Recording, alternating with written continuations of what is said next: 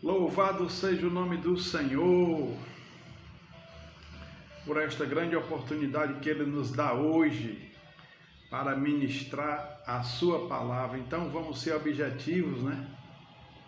Porque o tempo é curto e a oportunidade é grande de estar junto com você e que você seja ricamente abençoado, você e a sua família, neste dia de hoje, por toda a sua vida. É isso é por isso que eu oro, é por isso que eu prego, para que a graça do Senhor seja derramada na nossa vida.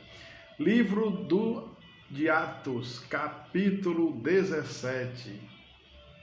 Atos é o livro Atos dos Apóstolos, né? Quando Deus comissionou a igreja para ir por todo mundo e pregar o evangelho a toda criatura, todo aquele que crê será salvo. E aqueles homens e mulheres de Deus não negligenciaram e saíram, começando por Jerusalém, Samaria, Judeia e até os confins da terra, e chegaram até nós. Como diz na Bíblia, esses homens que estão transtornando o mundo chegaram até aqui. E Paulo foi um desses homens escolhidos, chamado por Deus, um homem que foi forjado, preparado, um homem que enfrentou reveses, naufrágios, perseguição, apedrejamento, um homem que antes perseguia a igreja, mas depois foi muito perseguido, mas que Deus derramou graça sobre ele, que sentiu fome, sede, calor, não é isso? Que sofreu tudo, não é isso? Mas ele disse que tinha tudo como refúgio para ganhar a Cristo, né? E ele seguiu em frente e ele cumpriu a sua missão, chegou até Roma e no fim ele disse: combati o bom combate, acabei a carreira e guardei a fé. Então Paulo cumpre cabalmente aquilo pelo qual Deus lhe chamou, e nós estamos aqui também para dizer que você tem um chamado e que você precisa atender esse chamado, assim como eu também tenho um chamado e um dia atendi esse chamado. O Senhor, Ele chama para conhecê-lo, Ele chama para adorá-lo, Ele chama para salvá-lo, Ele chama para ensiná-lo, para fortalecê-lo, para abençoá-lo. O Senhor nos chama e Ele diz: quando o meu povo que se chama pelo meu nome se humilhar e orar e me ouvir, eu do alto céu, né, ouvirei as suas orações, perdoarei os seus pecados e sararei a vossa terra. Então, que nós possamos hoje, por esta palavra, eu e você, né, nos aproximar mais de Deus, buscar mais a Deus, nos entregar mais a Deus, ser mais obedientes a Deus, conhecer melhor a Deus, para poder saber qual seja a boa, perfeita e agradável vontade de Deus. Amém?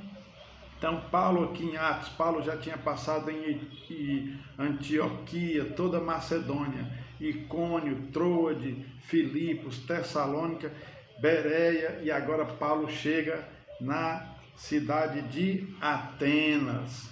Atenas, não é isso? Dos templos, dos altares, das construções sagradas, da idolatria, da ágora, da filosofia, e Paulo era preparado. Paulo era um homem preparado horizontalmente e verticalmente.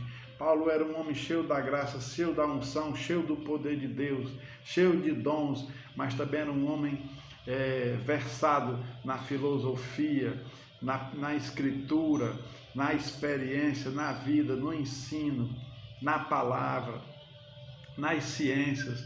Ele era um homem que foi muito preparado para Deus. E é isso que Deus quer de nós, nos chamar, para nos preparar, para nós levarmos a sua mensagem a outras pessoas, a salvação, as boas novas. E é por isso que eu estou aqui, levando essa mensagem para você. Porque assim como Paulo foi chamado, eu sou chamado, você é chamado. E nós não podemos negligenciar tão grande salvação e esse chamado de Deus. É isso para a nossa vida, para a nossa família, para o nosso casamento, para tudo que diz respeito à nossa humanidade e à salvação. Louvado seja o nome do Senhor. Então Paulo chega a Atenas e ele vai discursar. É isso? Então a palavra de Deus diz aqui, Atos 17, diz assim, a partir do verso 16, diz assim: Enquanto Paulo os esperava em Atenas, o seu espírito se revoltava em face da idolatria dominante na cidade. Por isso dissertava na sinagoga entre os judeus e os gentios piedosos, também na praça todos os dias entre os que se encontravam ali. E alguns dos filósofos epicureus e estoicos, não é isso? Epicureus eram aqueles filósofos, é isso, hedonistas, e os estoicos eram os fatalistas, né? Veja que aí há uma resistência, né? Porque a cidade de Atenas era cheia de filósofos, cheia de sofistas, é isso? Homens que debatiam a política, a espiritualidade, a economia. Isso era bom, porque naquilo que se debate, se conversa, se encontra caminhos. E ali eles deixaram uma oportunidade para Paulo, né? Eles deixaram um altar no qual estava escrito ao Deus desconhecido. E ali Paulo, sabiamente, no meio de toda aquela sabedoria humana, é isso, aquele conhecimento, aqueles debates, no meio da praça, da ágora, daquele espaço que foi aberto, ele viu uma oportunidade para enaltecer aquela abertura que aqueles homens davam para ouvir, né? Alguns achavam tagarelice, outros achavam coisas de estranhos deuses, não entendiam o que era a ressurreição, não conheciam a Cristo, adoravam a quem não conheciam, né? E lá tinha um altar ao Deus desconhecido. E Paulo chega e sabiamente exalta tudo isso, essa religiosidade.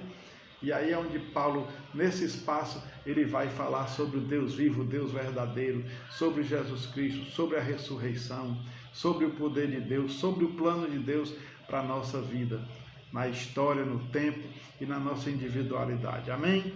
Então ele chega, né? Como aqui no verso 18. E alguns dos filósofos epicureus e estoicos contendiam com ele, havendo quem perguntasse: que quer dizer esse tagarela? E outros, parece um pregador de estranhos deuses, pois pregava Jesus e a ressurreição. Então, tomando-o consigo, levaram ao Areópago, dizendo: poderemos saber que nova doutrina é essa que ensinas, posto que nos trazes aos ouvidos coisas estranhas? Queremos saber o que vem a ser isto, pois todos os de Atenas e os estrangeiros residentes de outra coisa não cuidavam senão de dizer ouvir as últimas novidades. Então Paulo, levantando-se no meio do Areópago, disse: senhores atenienses, em tudo vos vejo acentuadamente religiosos. Porque passando e observando os objetos de vosso culto, encontrei também um altar, ao qual está escrito: ao Deus desconhecido. Pois esse que adorais sem conhecer é precisamente aquele que vos anuncio. Quantos de nós hoje adoramos, né, isso, a deuses estranhos, a falsas doutrinas, a religiões e doutrinas de homens, e não adoramos ao Deus verdadeiro? Quantos de nós estamos adorando ao Deus desconhecido, a idolatria, é isso, as nossas filosofias, os nossos achismos, e não procuramos fazer como os bereanos, examinar as Escrituras? Jesus falou: examinar as Escrituras, porque pensais ter nelas a vida eterna. São estas mesmas Escrituras que testificam de mim. Quantos de nós, não é isso? Quantos de nós, Deus não é desconhecido, não é isso? Desconhecido da religião, da filosofia, desconhecido da sociedade, desconhecido da cultura, desconhecido na política, desconhecido, não é isso, na família, nos casamentos, não é isso, desconhecido na nossa vida, na nossa realidade. Por quê? Porque estamos adorando a quem não conhecemos. Mas aqueles que têm a palavra, que têm o Espírito Santo, louvado seja o nome do Senhor, adora ao Deus único, ao Deus verdadeiro. E é esse que Paulo vai apresentar. Vocês são religiosos, vocês têm essa sabedoria de buscar conhecer, buscar o conhecimento, buscar, é isso, a espiritualidade, mas vocês estão adorando a quem vocês não sabem. E esse altar aqui, que está vazio, ao Deus desconhecido, é exatamente a esses que você tem que ver, porque eu agora vou fazer ele conhecido de vocês. Eu vou dizer quem ele é, o que ele disse e o que ele fez. Aí Paulo vem aqui para o 24, diz assim: Aqui vem Paulo para o 23. Porque, passando e observando os objetos do vosso culto, encontrei também um altar, ao qual está escrito: ao Deus desconhecido. Pois esse que adorais sem conhecer é precisamente aquele que eu vos anuncio, o Deus que fez o mundo e tudo o que nele existe, sendo ele Senhor do céu e da terra, não habita em santuários feitos por mãos humanas. Porque o reino de Deus não está em templos, mas está entre nós, Jesus disse. Nem é servido por mãos humanas, como se de alguma coisa precisasse. As nossas boas obras só servem para nós mesmos, para edificar a nossa fé. Deus não precisa das nossas boas obras. Deus preparou as boas obras para que nós andássemos nelas. E as boas obras é um sinal da fé, é um sinal de um salvo, é um sinal de alguém que ama a Deus, mas que faz como resultado da graça. Isso eu tenho sempre dito. Que faz porque foi alcançado, foi salvo, e não para ser salvo. Amém? E não é servido por mãos humanas como se de alguma coisa precisasse, pois ele mesmo é quem a todos dá vida, respiração e tudo mais.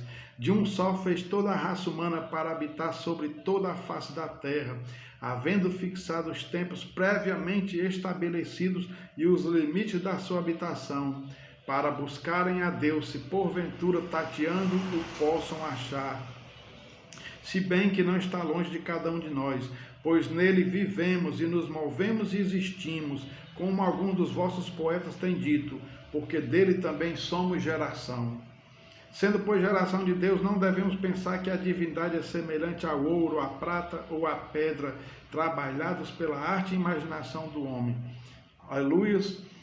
Ora, Deus não levou Deus enquanto o tempo da ignorância, agora, porém, notifica aos homens que todos em toda parte se arrependam, porquanto estabeleceu um dia em que há de julgar o mundo com justiça, por meio de um varão que destinou e acreditou diante de todos, ressuscitando-o dentre os mortos. Você não está na ignorância. A palavra de Deus não é tagarelice, não é falsa doutrina.